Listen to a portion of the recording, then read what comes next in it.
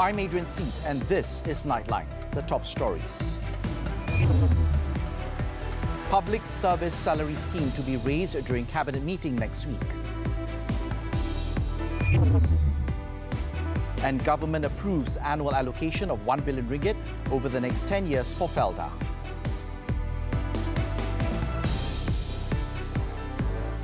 Thanks for joining us. The government has agreed to review the salary scheme of civil servants with an initial discussion on the matter to be raised during the cabinet meeting next week. Prime Minister Datuk Seri Anwar Ibrahim, who made this announcement on Friday, said the move to review the salary scheme of civil servants was made after considering that there had been no increase given in their salary schemes for a long time. KPPA KSN telah menggunakan pandangan kita untuk memulakan pasukan mengkaji. Jadi saya akan dah setuju dan kita akan bentangkan kepada jemaah negeri supaya diberikan kelulusan dan pasukan ini boleh terus memulakan kerja untuk. Datuk Seri Anwar said this after delivering his message to Negeri Sembilan civil servants in Seremban, Negeri Sembilan on Friday.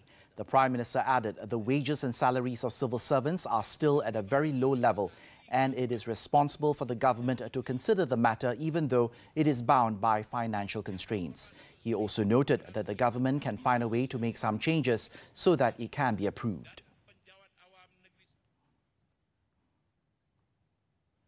At the same function, Datuk Seri Anwar also revealed that he will meet Tesla's CEO, Elon Musk, next week to explore investment opportunities in Malaysia.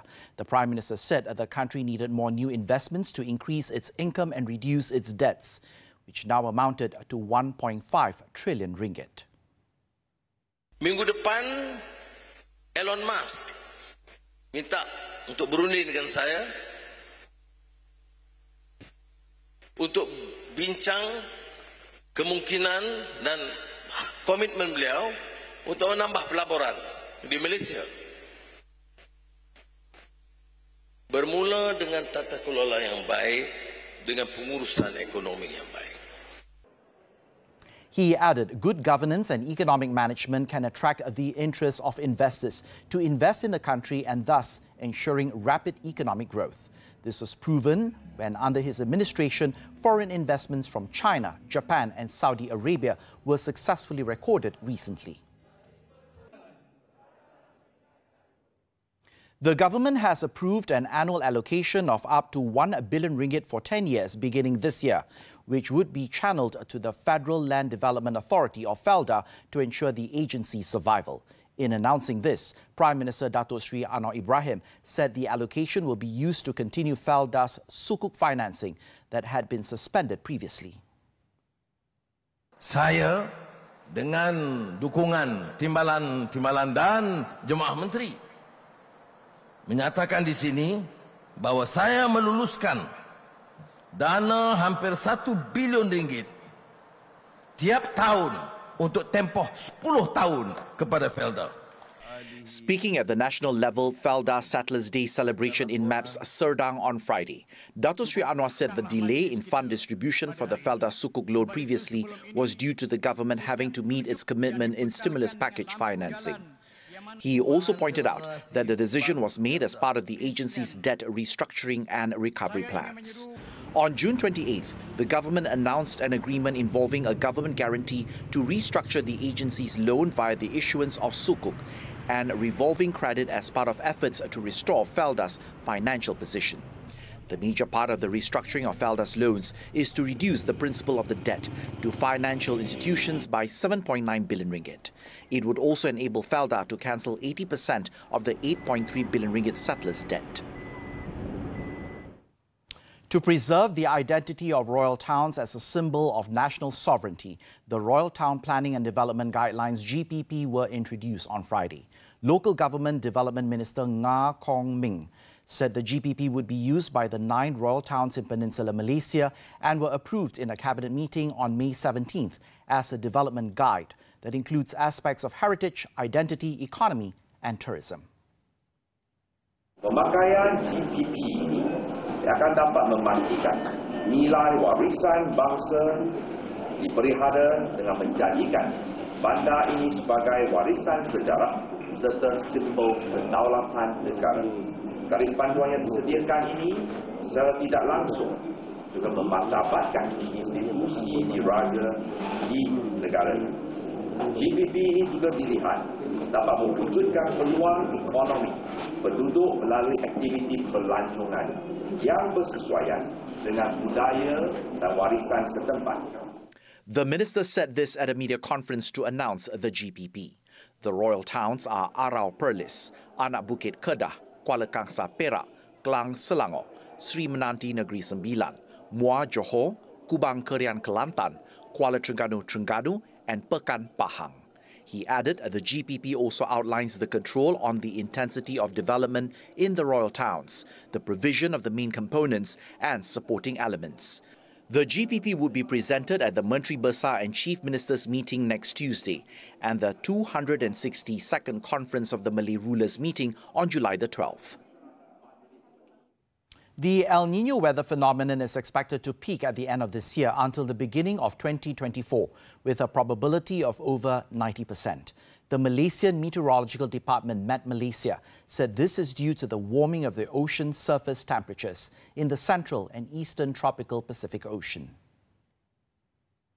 In a statement on Friday, Met Malaysia said that according to a new update from the World Meteorological Organization (WMO), El Nino occurs on average every 2 to 7 years, and the episodes usually last 9 to 12 months. It added, in early 2024, the El Nino phenomenon is expected to have a more significant impact when its intensity reaches its peak, where the country will experience prolonged hot and dry weather. Met Malaysia also stated that this can cause an increase in temperature and a reduction in rainfall, as well as transboundary haze occurrence if the burning of forests and peatlands are not controlled. Therefore, the department advised the public not to engage in open burning and to reduce outdoor activities. A total of 2,000 additional personnel will be deployed in Selangor to help ensure the smooth running of the state election. Inspector General of Police Tan Sri Razaruddin Hussein said the state police have 14,000 personnel, and of that number, 10,000 will be deployed for the state polls. Anggota-anggota ini akan ditempatkan sehari ataupun 2 hari sebelum hari mengundi, dan kita akan serahkan kepada pihak Selangor untuk mengatur urus atur dia. Dan saya mengambil kira juga macam saya sebut tata kelola, kita tidak akan menggunakan anggota nice to have. Actually, nice to have ni patutnya kita guna 10, tidak 20. The IGP said this at a media conference on preparations for the state election in Selangor on Friday. Tan Sri Razaruddin added that a total of 70 hotspots have been identified in Selangor that will be monitored by personnel from the Criminal Investigation Department and the Special Branch Division. At the same time, he reminded all parties not to play up sensitive issues involving religion, royalty and race when campaigning. The body of a male individual found at 9:20 a.m. on Friday by search and rescue operation personnel has been identified as 24-year-old Muhammad Fikri Saliman, who was one of the 10 people swept away by a water surge at Jeram Air Puteh last Saturday. Kemaman District Police Chief Superintendent Hanyan Ramlan said the identity of the 9th body recovered was confirmed by fingerprints at the Sultanah Nur Zahira Hospital in Kuala Terengganu. He added that the condition of the body after 7 days made it impossible for a physical confirmation by the next of kin. Fikri's remains have been handed over to his family members for funeral arrangements and would be buried at the Kampong Parit Kuda Muslim Cemetery in Batu Pahat, Johor on Saturday. Meanwhile, Friday's search and rescue operation for the last remaining victim, 14-year-old Putri Nur Fatin Karim, was called off at 5 p.m. due to unfavourable weather. The operation was expected to resume on Saturday at 7:30 a.m., focusing on points of interest in 3 sectors, especially Sector A, where most of the victims were found. Prior to this, 10 individuals, including 9 members of the family hailing from FELDA Lepa Hile in Kuantan, Pahang, were reported to have come to Jeram Air Puteh for a picnic on Saturday before being swept away in the water surge incident.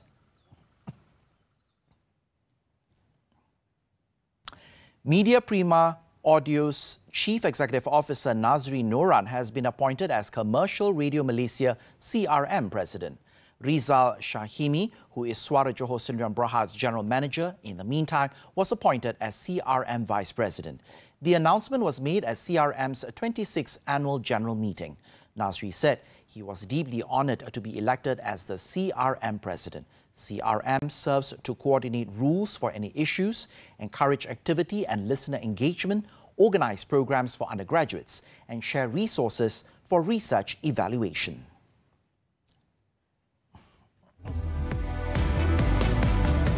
After this breather, fire claims 6 lives. Details when we return.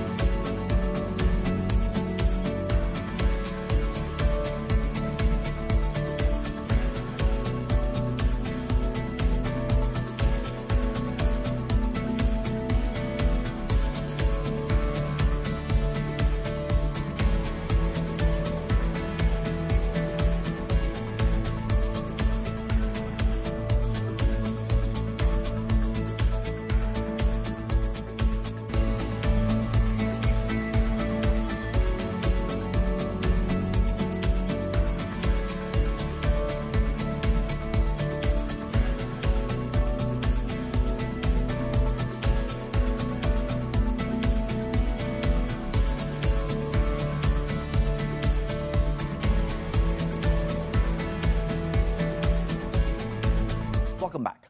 Japan's nuclear regulator on Friday has granted approval for utility Tokyo Electric Power Company, TEPCO, that ran the destroyed Fukushima Daiichi nuclear power plant to start releasing more than 1 million tons of radioactive water. The Japan's regulator certificate is the final step the utility needed to begin the process, after the International Atomic Energy Agency IAEA on Tuesday said a 2-year review showed Japan's plan for the release would have negligible environmental impact. South Korea has also weighed in, saying it believes Japan's plan will meet international standards, days after a United Nations Atomic Energy's review of the proposal found it safe.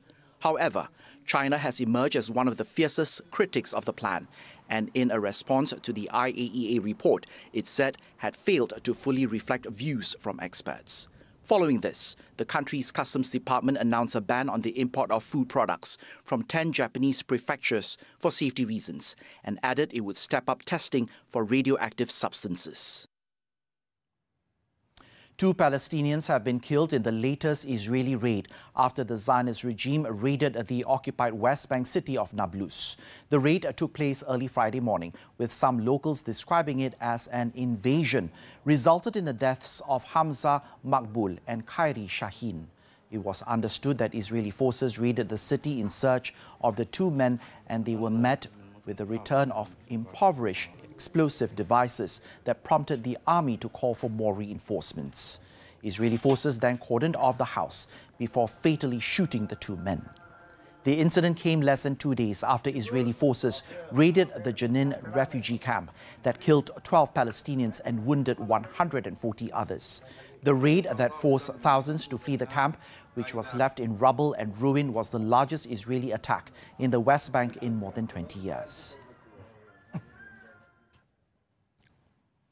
An overnight fire in a retirement home in Milan, Italy, has killed at least 6 people and injured around 80 others on Friday. According to authorities, the blaze began shortly after 1 a.m. local time in Casa del Guinighi retirement house, home to 167 residents. It was understood that the fire was put out quickly and did not spread to the rest of the building, yet it produced a vast quantity of toxic fumes. Following this, 4 residents have died from intoxication. while 2 others burned to death in their room.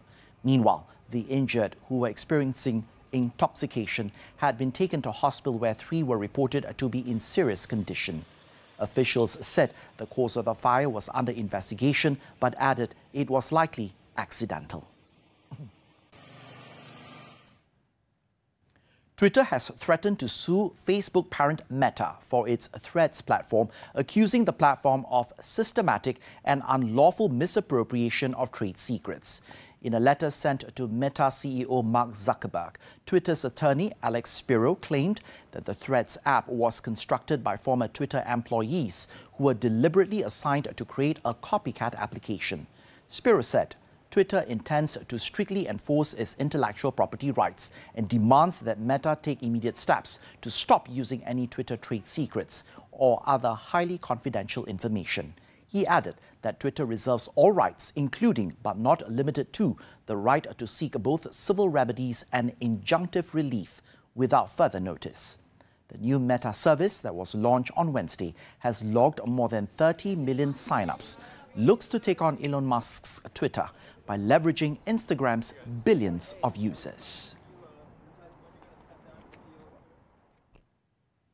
The average global temperature climbed up to an unprecedented high for 3 consecutive days this week from Monday to Wednesday, breaking the record for the hottest days on Earth since 1979.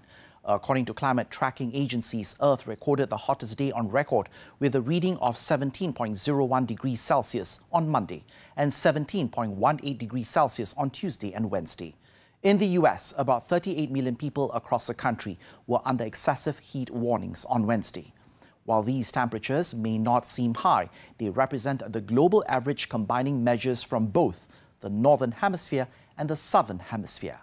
Experts said the extreme heat wave across the world is caused by a combination of climate change and the El Nino weather cycle, adding that the extreme weather will become more common as climate change continues.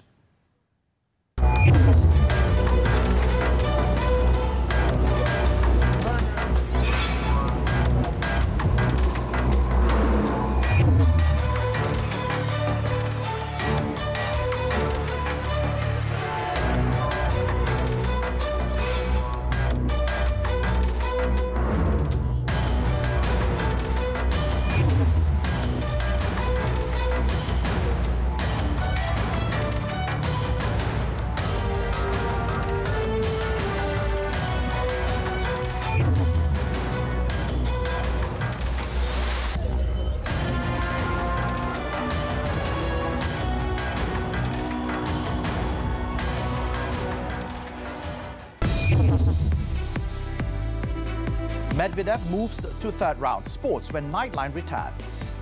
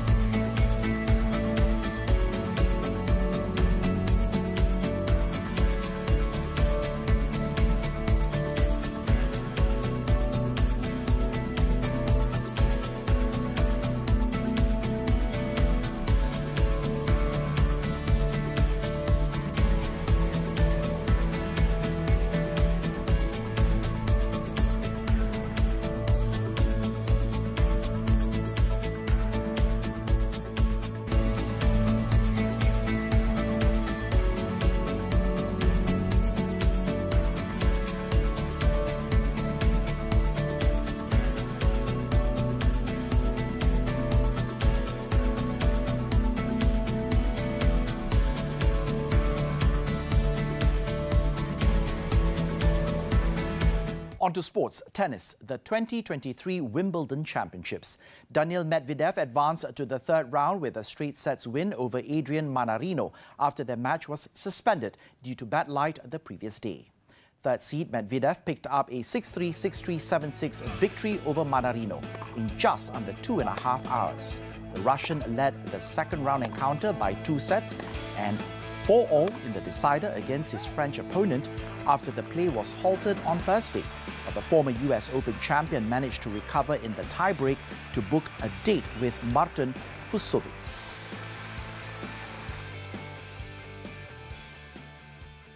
Earlier, Bulgarian Grigor Dimitrov booked his spot in the third round after defeating Belarusian Ilya Ivashka in straight sets. The 24th-seeded Dimitrov claimed a 6-3, 6-4, 6-4 victory over Ivashka at the All-England Lawn Tennis and Croquet Club. Bulgarian will play American 10th seed Francis Tiafoe. Also in the next round was Andrei Rublev. He overcame an opening set blip to beat Arslan Karatsev 6-7, 6-3, 6-4, 7-5 in an all-Russian clash to claim his 50th Grand Slam match victory and move into the third round. The 7th seed will next face wildcard David Goffin. Meanwhile, Liam Brody outlasted world number 4 Kaspar Ruud in the 5 sets of a career best win that made him the first British male through to the third round. Brody had to dig deep to fight back from 2 sets to 1 down before he clinched an excellent 6-4, 3-6, 4-6, 6-3, 6-love victory in 3 hours and 27 minutes. The 29-year-old faces Canadian Denis Shapovalov next.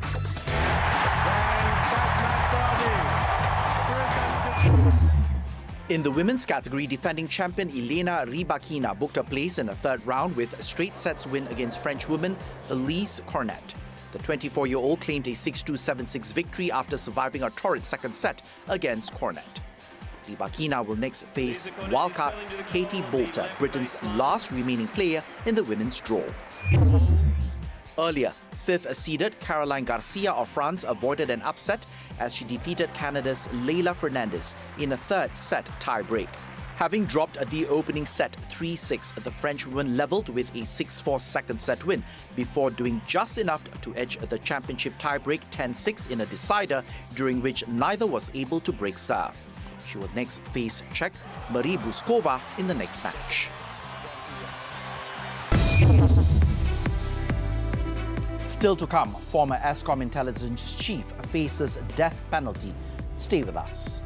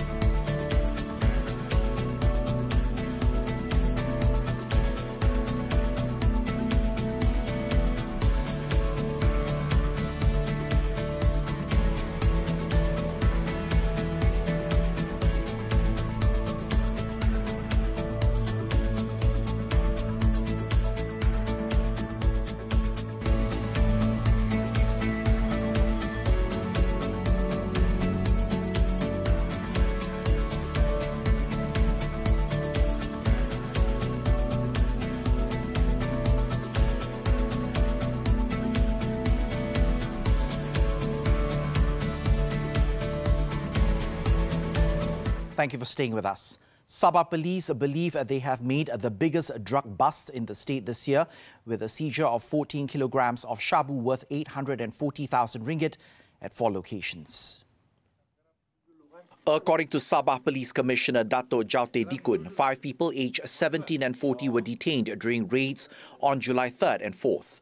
In a raid in Jalan Sadakan Lahad Datu, police found 10 packets of a crystalline substance believed to be methamphetamine weighing 10.5 kilograms and worth 600,000 ringgit. In a subsequent raid, 1.07 kilograms of shabu worth 60,000 ringgit were recovered in Inanam, while in Tuaran, 1.05 kilograms of shabu worth 60,000 ringgit were seized.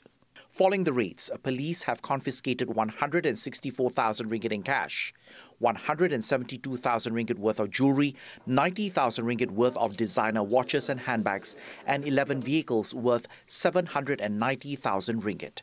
The cases are being investigated under the Dangerous Drugs Act 1952. In Pera, 6 individuals, including 2 brothers, were arrested on the suspicion of using a premise for an illegal drug laboratory during a raid in Jelapang last Wednesday. State Police Chief Datuk Sri Muhammad Yusri Hassan Basri said drugs believed to be methamphetamine and heroin, estimated to be worth 672,649 ringgit, were seized in the 3 a.m. operation. Police also seized various chemicals and equipment believed to be used to process the drugs. A lorry and 4 motorcycles valued at 76,000 ringgit were also confiscated during the raid. It was reported that the suspects, aged between 32 and 57, tested positive for drugs and had previous criminal records. The syndicate is believed to have been active since the beginning of this year. The suspects have been remanded for a week until July 11th. The case is being investigated under the Dangerous Drugs Act 1952. A former Eastern Sabah Security Command (ESCOM) intelligence chief is facing a new charge related to the murder of an e-hailing driver in Tawau, Sabah on January 13th. However, no plea was recorded with Dato' Zaki Zain, only nodding in understanding after the charge was read to him before Tawau High Court Deputy Registrar Suhaila Salak. According to the new charge on Friday, Dato' Zaki is accused of conspiring with John Kennedy Sanga to murder Nurman Bakaratu at an oil palm plantation. He was charged under the Penal Code, which provides for the death penalty or imprisonment for no less than 30 years and not more than 40 years if not sentenced to death, and the possibility of whipping of not less than 12 strokes. On February the 8th, Dato' Zaki was also charged with conspiring with 6 other accused to murder Nurman at the same place and time. The prosecution's application to transfer the case of all 8 accused to the Tawau High Court was also granted after the application was made during Friday's proceedings. In Pahang, the Kuantan High Court on Friday upheld a lower court's decision to deny the Malaysian Anti-Corruption Commission MACC's application to remand a state district police chief to assist investigations of alleged bribery involving over 1 million ringgit. High Court Judge Dato' Zainal Azman Abdul Aziz dismissed MACC's application as there was no need for him to interfere with the magistrate's decision. Dato' Zainal Azman said he found that the magistrate had made no error in law or procedures. He added, based on the Temerloh High Court's ruling, it was concluded that the Criminal Procedure Code did not apply to remand applications for offences investigated under the MACC Act 2009. On June the 7th, the Kuantan Magistrates Court rejected the remand application by the anti-graft body against the 53-year-old district police chief. The senior police officer is being probed for allegedly receiving the bribes between 2017 and 2022 to protect unlicensed entertainment outlets and massage parlours in the district.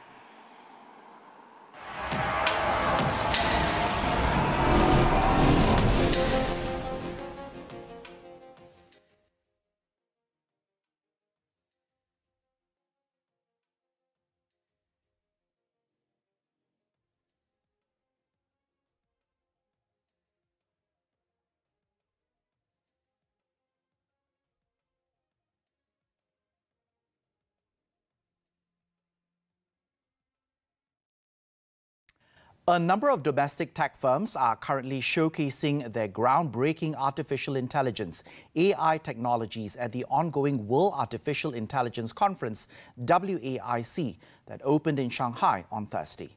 As we wrap up Nightline this time around, let's take a look as this year's conference brings together the latest key technologies in the global AI field with a focus on the practical benefits for ordinary people. With that, I'm Adrian Seet. Thank you for watching and stay safe, Malaysia.